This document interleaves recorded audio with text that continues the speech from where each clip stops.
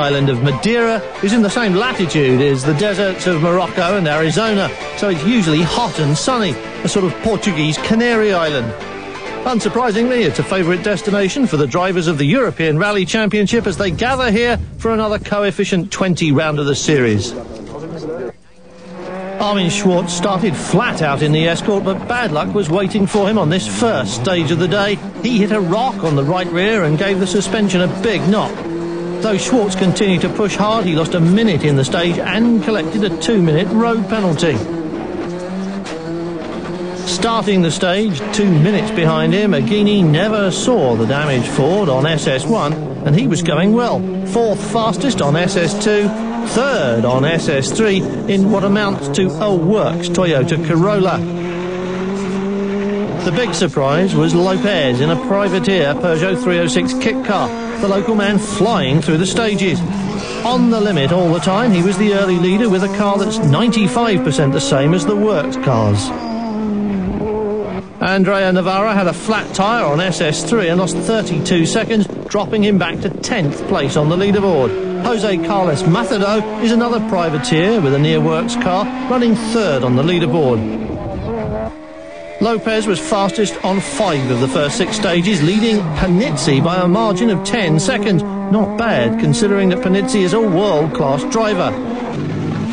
Now Panizzi had to go flat out if he didn't want to be looking at the wrong end of a 20-second margin at the end of the first day. But Andrea Aghini leads the championship, and victory here would strengthen his grip on the title. Lopez also wanted victory though, and he wasn't going to give it up easily. Everything was going perfectly, and he continued to drive on the limit everywhere.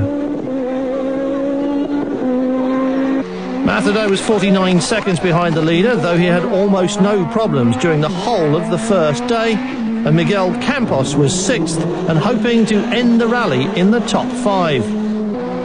Armin Schwartz was trying to put the Escort straight again, but after that big contact with a local rock, it wasn't an easy task, especially since there was really nothing left to fight for anymore.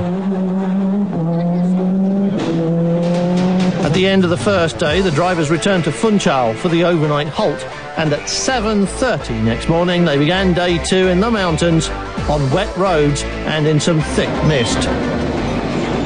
Rally leader Lopez started as fast as day 1, but had to go over the limit to stay in front. He was equal fastest on the 3 first stages, with Andrea Aghini the man to beware of. And he planned to attack now when the wet hill roads suited the 4-wheel drives.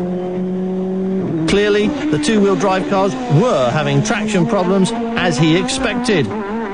Miguel Campos had already lost 1 place, and it seemed the rally would be decided this morning. Navarra knew the small cars were in trouble with traction, and he went for it 100% as well. But then leader Lopez failed to appear at the finish of the super-fast SS22 with its flat-out section over the crest of a hill.